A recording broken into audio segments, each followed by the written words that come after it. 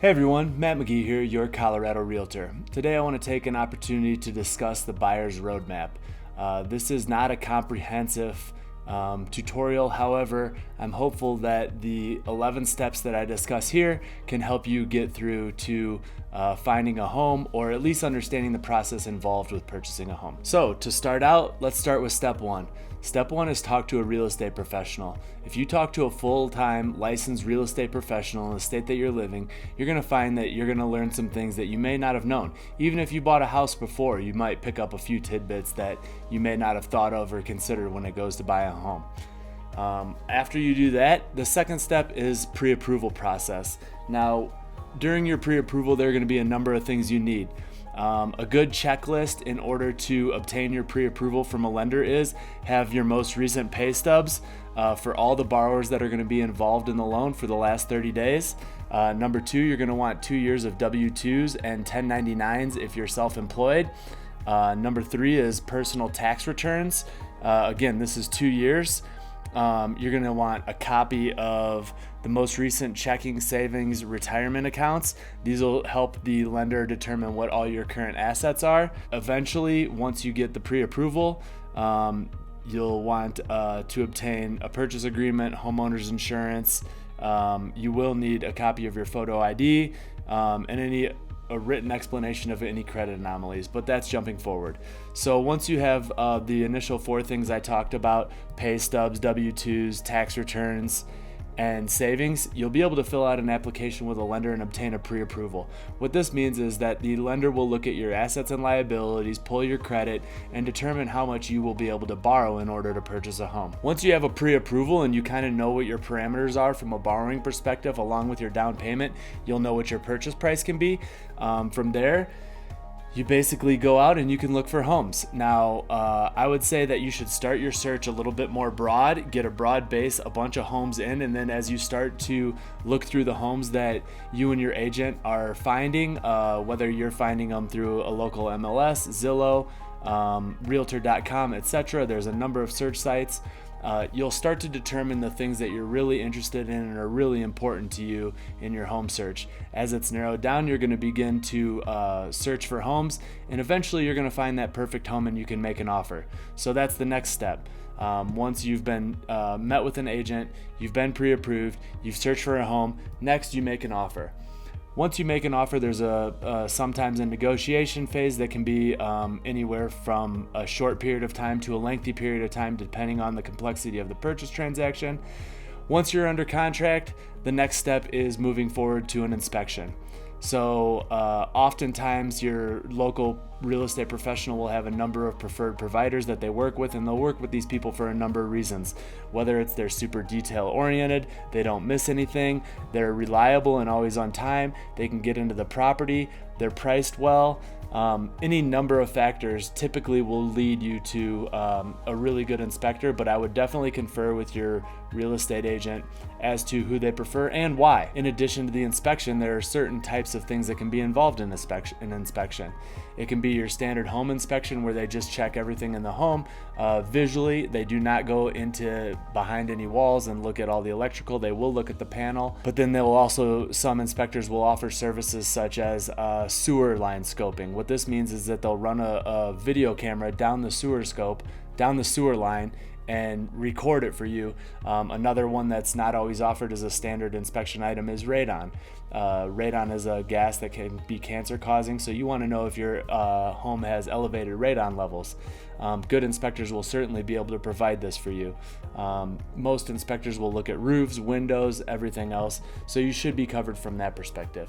One last item that they don't always cover but some offer is a mold inspection. If you do have allergies, this could be important for you. After the inspection, you're going to get to a negotiation phase. So oftentimes inspectors will find issues with homes, and you're going to either request that those are taken care of or a dollar concession, etc. And as part of the inspection, you're going to come back with objections. Following the objections, you're going to have potentially some back and forth negotiations.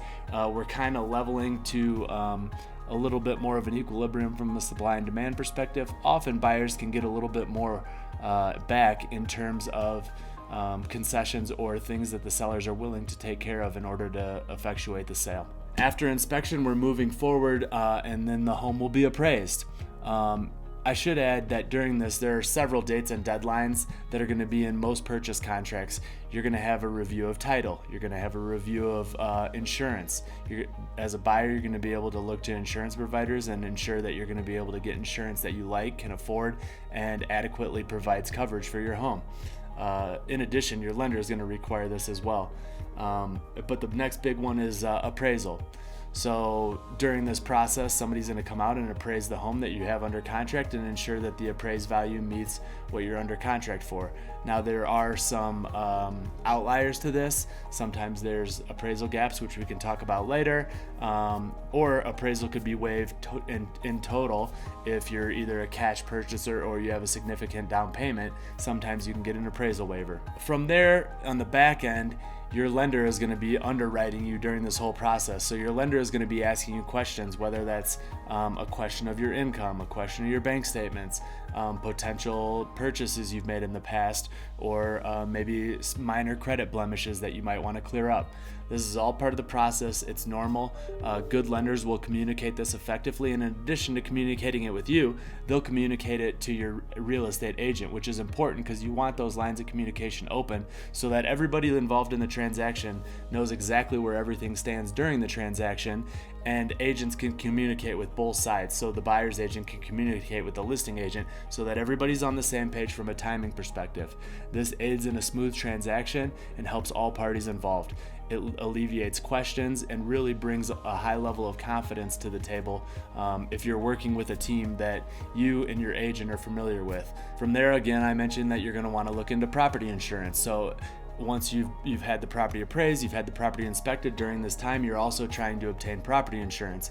This is to ensure that you can properly insure your home against any damages, losses, waivers, etc., and that it's going to be adequately covered for anything that may be unforeseen. Following all of this, assuming that you've gotten through all these stages, it appraises out, then you're going to go to the clear to close. The lender hopefully has been working simultaneously during this whole process, and then the clear to close means that you're fully underwritten, everything's good. You'll get a final closing disclosure, typically 72 hours before closing, be able to review it, understand what you need to bring to the table from a cash to close perspective, and then you'll be ready to go. The next step is a final walkthrough. I typically like to do this the day of or the day before closing in the evening. That's typically, if it's a standard closing, you're taking possession on the day of closing in the state of Colorado.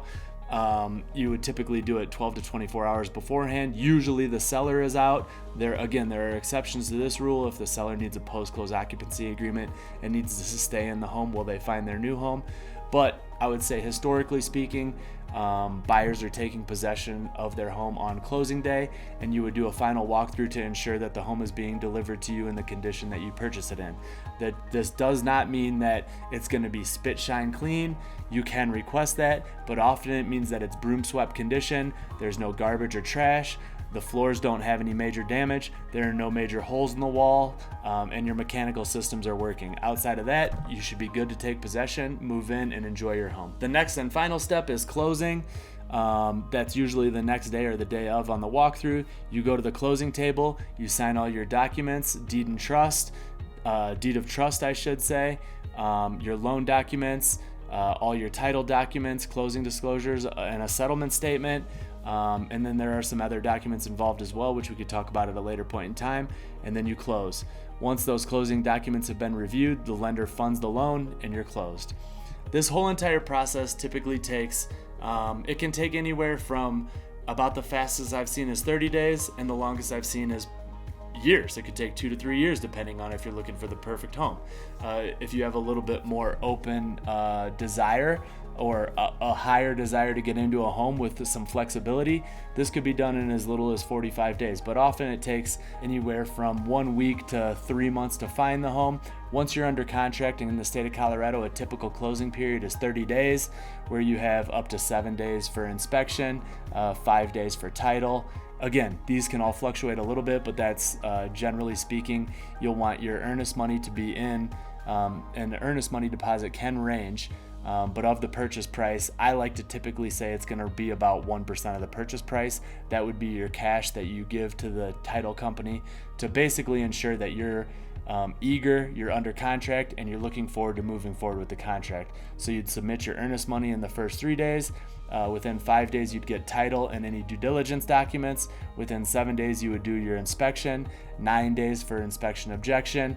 You'd probably have about 3 weeks for your appraisal, 2 weeks for your insurance from the date of contract, and then 30 days to close. So hopefully this has been a little bit of a nice overview as to how the buyer process goes when you're looking to purchase a home, whether it's your first, second, third, fourth, fifth. It's a process that I've been through many, many times over the course of my career, so I'm happy to help you, happy to explain. If you have any questions, feel free to reach out to me.